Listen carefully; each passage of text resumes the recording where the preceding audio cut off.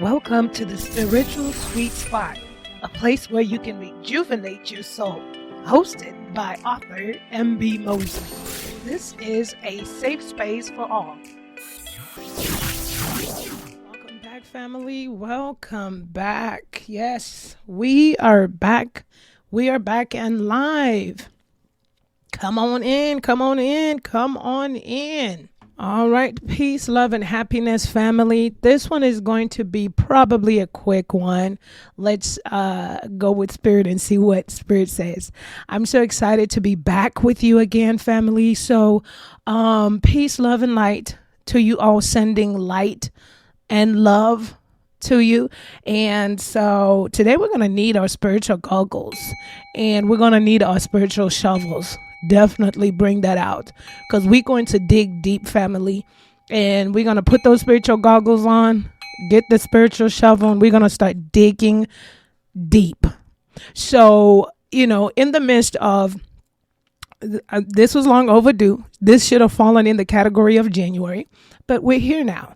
So, in the midst of, cleaning out my altar and getting my, at the start of March there, getting my white candle and the fresh flowers and so forth, I thought, you know what? I haven't spoken about this. This is Decoding Dreams podcast, where we talk about all things spiritual realms. We talk about all things spiritual dream realm, as well as in our waking life, how the spiritual journey connects with us.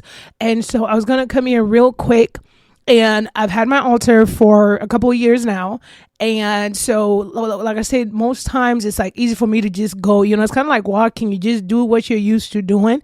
And so I was like, if I'm going to talk to you all about the altar, you already know, I like to go the layman's approach. Because I am layman and I always give this information the way that I would like to receive it. And so we're going to start. I wanted to find some resource to talk to you about the altar. It's easy for me to talk about my altar. My altar is here in my home office. It's my sacred space. It's a space where I come to meditate, and I, depending on the month, the season, I keep it clean. I have my candles there depending on the month and season. And so it's a place where I also do affirmations.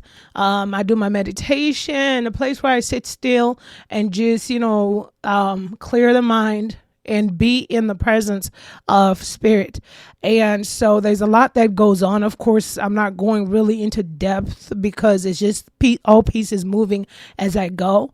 I keep my manifestation book that if I receive anything while I'm in meditation, I like to write it down. So there's a lot of pieces there. It's my altar is customized to me.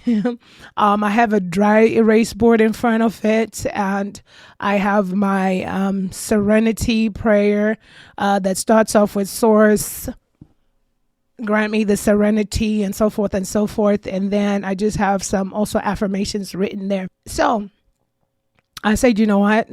Let me come here. Let me give you a resource just in case you are new to this concept or you're thinking altar or why. So if you're on this journey to true self and you are adding up things or getting a routine or, perhaps getting into your own, then I wanted to reference something to go along with our conversation for the altar. So like I said, for my altar, it's my sacred space. I'm the only person that has access to it. I like to keep it pure. I have some Florida water there too. It's a lot. I got some essential oils there and so forth. And so it's just a place where I really receive a lot of messages. And it's a place for me just to be one, and a place where I really hear from my higher self as well. And so in a reflective moment and so forth, a lot of magical things happen, but it's just the way to describe it. The first resource I'm going to give you all, if you are interested in an altar and or, incorporating an altar to your daily routine, it is a book by the author named Athena Perikis. probably pronouncing that last name wrong, and I apologize for that, but I will spell it out for you so you could find the author. And it's Perrakis. So Athena Perrakis, PhD. So that would be Dr. Perrakis. And she has written a book. It's entitled The Book of Blessings and Rituals. Magical invocations for healing, setting energy, and creating a sacred space. I absolutely love this book because this is a month-to-month book that guides you, especially if you're new to creating that sacred space, to creating that environment for yourself. She guides you on each month on what to prepare to bring in. It's spring. It's now that time for, the birth and so forth. She really guides you along that, and then also helps you to understand what else to collect, what type of sage to have and so forth, just depending on how you are utilizing your sacred space. Now, take into consideration, the altar is your sacred space, your sacred space. You customize it however you want. So you can have an altar wherever you want, wherever you reach it, in the corner of your bedroom, in a closet, in your office at home. Heck, if you want to do it at the work job, at the workspace, wherever you feel like this is your little space where you go to connect. All right. So we're going to read the article real quick to also just reference, because perhaps now the question is, okay, fine, we'll do the altar thing. So why, how, right? All right. So we are going to read from an article. Feel free to look this article up on your Googleations. And this is by the Shamanic Education, the Center for Shamanic Education and Exchange. All right. And the article can be found on shamaniceducation.org. How to create an altar as a focal point for awakening. You could Google that, because remember, at Decoding Dreams podcast, we are creating deep thinkers with wisdom. So it's not always what memory says, but also using your best judgment and sound judgment as you are on your own spiritual journey. Now, this article is by Catherine Skaggs, CSEE board member. So it states how to create an altar as a focal point for awakening your spiritual self. Creating an altar is a spiritual activity of intention as much as it is a physical endeavor. Altars can be communal, public, or absolutely personal and tucked away from other curious minds. When created ceremoniously and in ritually, your altar is a place for sanctuary, prayer, meditation, and ritual. It is a place to hold your prayers and intentions, as well as it is a focus, as well as to focus your love and connection to spirit. An altar is a place of non-ordinary reality held within ordinary reality. Altars are for your spiritual mind and soul, heart to merge with your personality. Whether communal or personal, altars help to anchor your focus on spirit, love, faith, and possibility. Altars can be large or small. They can be permanent or traveling. What they have in common is that they are dedicated space which honors spirit, your guides, helpers, and allies.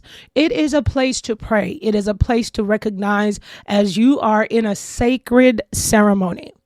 It is a place to say hello to your ancestors and allies.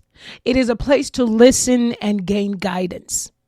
Commonalities of altars are sacred cloth as the mesa and the ground of the sacred items, flowers, candles, sacred objects from stones and crystals.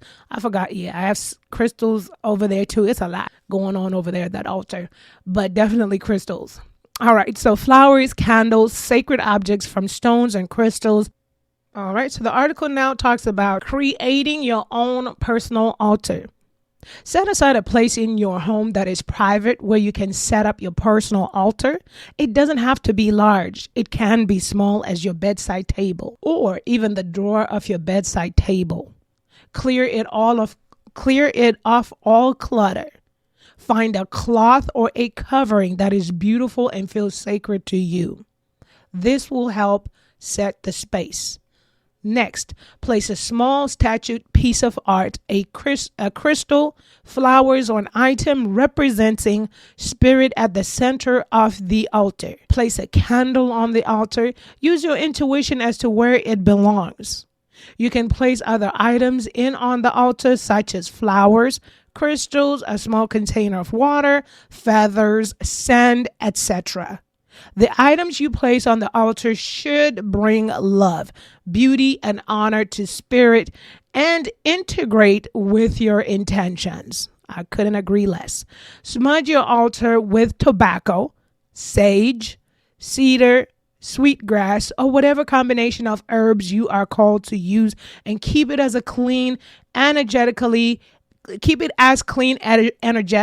as you do by dusting it physically.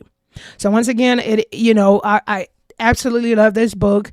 Athena Perkis, PhD. The book title is The Book of Blessings and Rituals because the work has been done. She's been doing this work for a while. She's a professional in this work. I love the direction, especially if you're new to, discovering your spiritual journey or your journey to your true self, and you really want to just start gathering pieces or just getting your routine. Once again, it gives you direction. And of course, always feel free to listen to the podcasts from January on the cleansing and rituals. We talk about the colors for the crystal. We talk about chakras and so forth. And so that way you could take that information, and when you customize your altar, you're able to customize depending as well on your energy. All right. So I'm waiting for a new job opportunity this month. My intentions are, and this is the manifestations I am invoking to manifest. And so you will pick green for abundance, perhaps a green candle for abundance, perhaps a green flower, whatever resonates with you, a crystal things. So use the colors and concepts that we have built upon in the podcast that talk about cleansing rituals and smudging and so forth. So you could use that too. And if you want guidance, the book is always great guidance as well. All right. So the article talks about preparing for your altar work. Listen, you're going to find what works for you because Spirit is going to lead you. And so I cleanse myself, of course, a clean body, and before I approach my altar, and then I do a smudging, Palo Santo, or either depending on the season where it's at. Sometimes it also goes according to what I would have dreamt about last night and so forth. If it's a need to crack the window, and I do a smudge bath. I call it a smudge bath, but it's literally just lighting up the smudge and gingerly bringing the smoke in a motion of washing my face, washing my hair, and washing away my body and washing away whatever will be on me with that smoke. Okay, you all are learning. All right, so preparing for altar work. Take some time each day to sit at your altar, putting your attention on Spirit through your heart, your prayers, gratitude, and intentions. When you sit, you can burn incense and play music to assist you in going inward to connect to your intention and to Spirit. When you are quiet and focused, you begin to open to the messages and healing energies that Spirit has for you. All right, so the last part of the article here talks about prayer and invocation. So once again, you're going to hear me say this here right now with the altar talk. This is your altar, your customization. This is your journey. This is your spiritual journey. So you incorporate what spirit leads you to incorporate, and that all goes according to the energy, how you're feeling. Maybe you visit your altar after work, in the evenings, perhaps, in the noontime. That's where whatever routine you have and whatever works for you, and whatever works, your routine that works for you works for you. There's no one size fits all when it comes to things of the spiritual realm. All right, so prayer and invocation. Enter into prayer. The article reads, enter into prayer mindfully, centered in your heart with gratitude. Light your candle and send your prayers to spirit in your mind, in your heart, and in your words. Pray gratefully with an earnest heart, opening to the love and gifts available to you. Visualize your prayers as not only heard, but answered. Let go of outcomes and open to the larger vision Spirit has for you and your life. Open to greater possibilities, expressing from great mystery. Answering your prayers in love beyond your human mind can grasp. Spirit works in the mystery and ultimately weaves a path of awakening when you will surrender and trust the greater spirit and interconnectedness of life. Making an altar and having a mindful practice of prayer, ritual, and gratitude can heal your life beyond anything you can imagine. It brings peace with focus through heart. All right, family. So that's that part there with the creating your spiritual altar.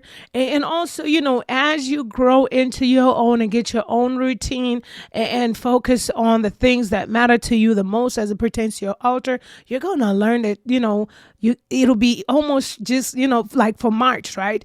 When Dr. Perkins in a book talks about, it's a month of birthing. So you can lean into that, right? Go as far as, okay, it's a month of birthing. So that means birthing in the spiritual realm. I mean, unless you're pregnant and, you're about to give birth for real. But, birthing into, because it's spring, all things are sprouting out new. So perhaps sometimes it can even go as far as cleansing, that spring, cleaning your house, your spaces and so forth, cleaning out your closet, cleaning out whatever it is you need to clean out, being symbolic to the season and in coordination with the season as well. But that comes with due time as well, right? We're working on the altar first, and then we'll go around to all things that impact our spiritual being and essence as it's connected to our spiritual journey here on earth. I love you guys so much. I really do. Do you keep getting a reoccurring dream and are trying to figure out why you keep dreaming of the same dream? Or perhaps are you dreaming of teeth falling out? Or have you ever had a dream where you were naked and perhaps even naked in public? OMG, how embarrassing. Or perhaps you don't remember your dreams when you wake up. Well, check it out. Join us at the Dream Decoding podcast, where I teach you on how to train yourself to have a memory recall, and or I teach you on how to understand your dreams as it pertains to your current waking life. The importance of understanding the symbols and messages that we get in our dream realm is because sometimes these messages are coming to give us a good word and or to help us along the path. So don't miss out. Join us at the Dream Decoding podcast with your host, Memory.